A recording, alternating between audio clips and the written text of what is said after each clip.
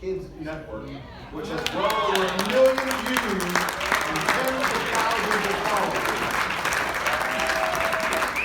And we've had the lucky pleasure to interview a dozen Hall of Famers, including Emmett Smith, Sugar Ray Leonard, Dr. J, Julius Irving, Marcus Allen, Johnny Bench, Jim Brown, and so many others. So we're in trouble now. You really are in trouble. So, Sammy, I'm going to take a few minutes off, and the stage is yours. Nice wheels, by the way. Hello, and Chick, I'd be glad to take over. I know you are.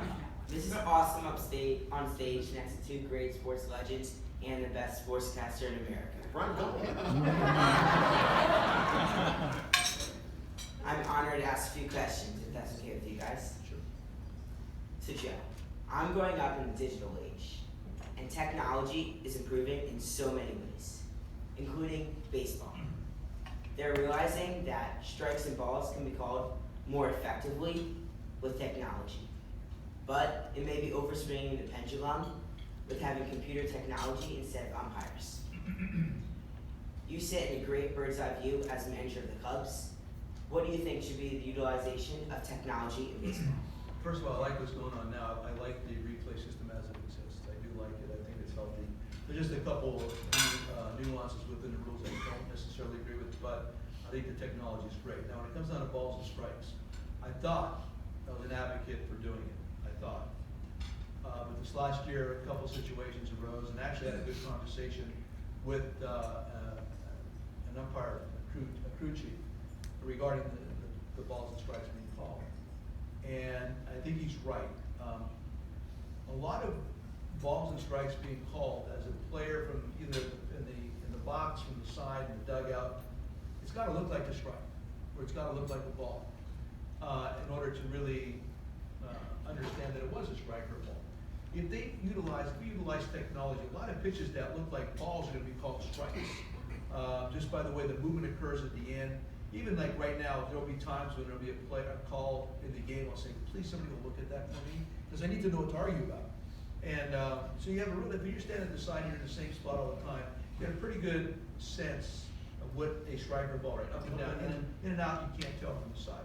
So let me know what you got on that one. I'd often say that. And so I think my conclusion is this: if you do that, the hitters aren't going to like it. I mean, for as much as I thought the hitters would like it, I think they're not, because they're going to get nicked on corners, on really abnormally looking. It appears to be a bad pitch, something they would never swing at. All of a sudden, it's going to be on a strike. And for as much as I thought with the Cubs, because we really emphasized plate discipline, I always thought, if you have a disciplined group at the plate, we want this technology, because obviously that you'll take balls and strikes. But I think it would actually work against us. I would just continue to really educate the umpires and really critique their work, and I know they do. But let's just critique it with a lot of honesty and not just, there's a lot of buffer, there's a lot of extra area there that they're able to be considered correct when it's really wrong. And so I'd like to just see that tightened up a bit, but overall, I think on the basis, stay with it, balls and strikes, be careful. So can I add to that?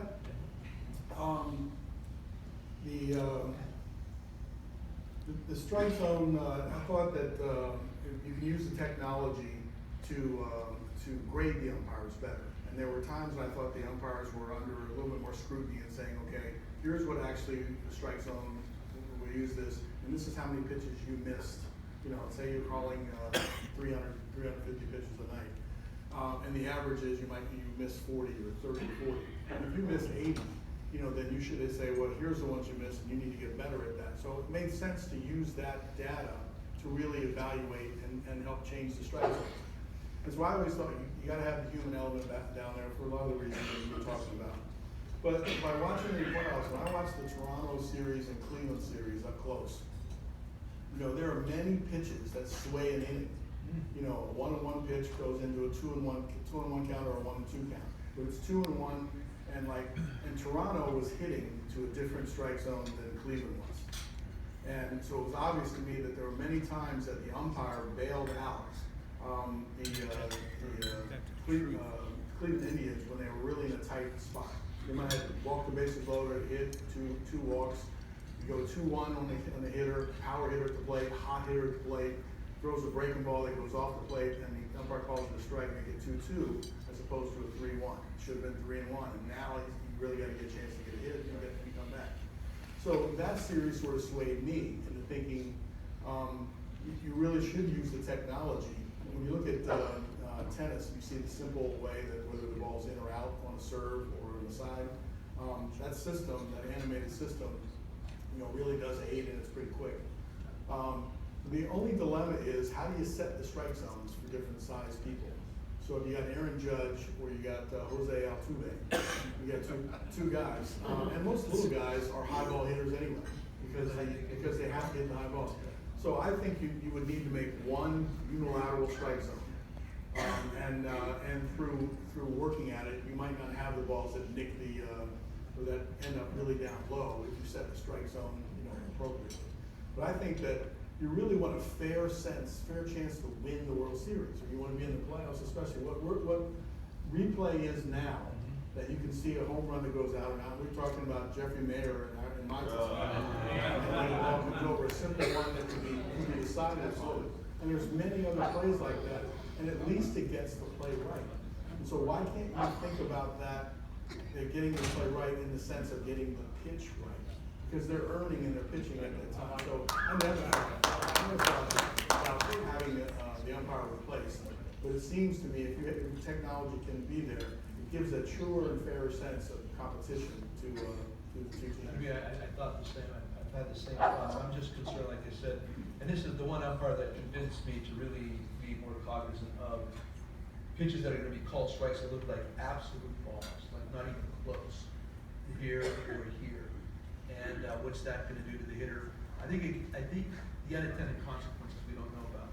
That's why getting back to the minor leagues, if there's any way that we could set this up in the minor leagues for a bit and really scrutinize it minor league lines before you ever, which would probably happen anyway. If you're ever taken to the big league level, you have to scrutinize it there first. I really believe that's the testing run that needs to be utilized before you want to make any kind of radical changes. Good question. That was a long answer to one question. People do have to go to bed at some point. Cal, I have a two-part question. First, what player whose career ended before yours started would you want to have dinner with, and why? What player that? Would you want to have dinner with, rather than anyone else? It's almost like the question if you could have dinner with anybody alive or not, who would you want to have dinner with? And to me, I'd love to have a conversation with Lou Gehrig because you want to know. I know what it feels like and what the reason why the streak happened for me, and it really is an extension of playing the game and showing up every day to meet the challenge that your team had that day. And it was really important for you to rely on each one of your teammates, and it was as simple as that. And those games started to add up as a result of that. But it'd be really interesting to talk to somebody else that had experienced that many games and then kind of compare notes. I would like to think that his thought process was the same. I know there were some times I was asked the question, during the streak, would you ever, if you were hurt and you really couldn't play, would you ever take it at bat, and then come out of the game just to extend the streak? And I went, no, that's not in the spirit of what you play. You can't start and you can't play the game, then you really shouldn't play. And I'd love, and I know Lou Gehrig did that a couple of times where they extended the streak by putting him in, to give him an extra day or something like that. But I would love to hear the sort of answers and the challenges that he had, especially mentally. It would feel good that you could talk to somebody else that had experienced the same thing. The only other person. So, what player would you suggest that baseball fans should follow that has the it factor or the what I like to say the Iron Man factor and should be admired today on and off the field? Oh man, I think Joe probably has a way better feel for who's playing nowadays that might fit that sort of description. I like the fact that all players that get to the big leagues have a degree of talent. Without that talent, you're not no matter how hard you train and how hard you work out, if you don't have that talent to make it, you won't make it. But you want to see the people that have that talent really get the most out of their talent, which understanding the game, playing the game, being smart on their bases, and those sorts of things. But I don't have a name. I've been out 15 years now. I'm watching the game a little bit from the outside looking in. So I don't have a feel for, somebody like in my time, Ken Griffey Jr. Was somebody that had like the whole package, and he's obviously a Hall of Famer. He's hit 600 home runs, but there was a thing about him that he really enjoyed playing. He wanted to be out there. He wanted to be at the bat when the game was on the line. He could run the bases like crazy. He could throw like crazy. He would run into the fence, making a catch, full speed, and stick to the wall like Spider-Man. That sort of talent, and the things that he got out of that talent. It was a shame that he got hurt a little bit when he went to Cincinnati, but seeing that type of player, that made me real happy that he took a real joy for the game and understanding of playing every day, and played that way. So I really appreciated that. Do you have a young guy? Trout.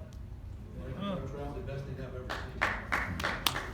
If you get to know the guy, he's a sweetheart, man. He's a sweetheart of a guy. He runs hard to first base every time. He goes over the wall. He's got a fine arm. He's got enormous power. He's different. Like a routine ground ball to shortstop, you better not mess it up at all. You're going to be safe. So Trout with us, KB, Chris Bryant, KB, really, here's another guy. Talked about Respect 90. Respect 90 is our foundation. Respect 90 is based on the distance from home plate to first base. I want our guys to respect that distance. I believe in baseball, if you respect 90 feet, it'll permeate your entire game. So KB really respects 90 well. He's a great base runner. He's made himself into a good third baseman. He's got enormous power. He can hit. He's got charisma. We're talking about all of that stuff. I think KB and Mike really. There's others. I mean, Rizzo. God bless Rizzo. He's wonderful. Riz, he's just not as fast as these guys. I love Riz. I mean, we got some guys, man. Contreras, Wilson is beautiful. Schwarber is beautiful.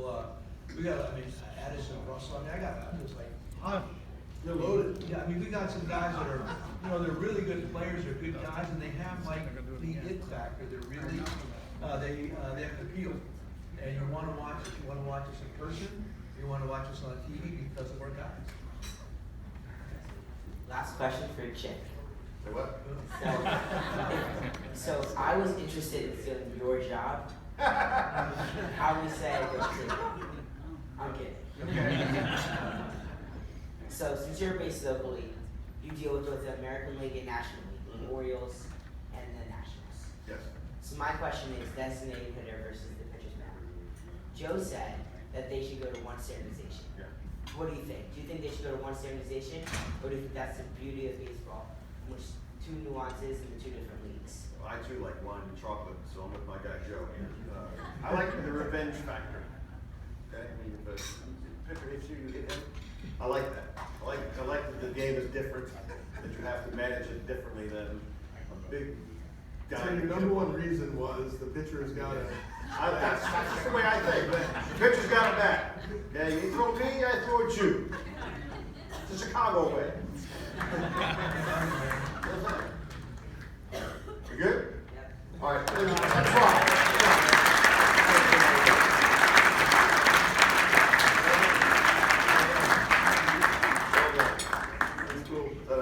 Button on thing, or is that a tie thing?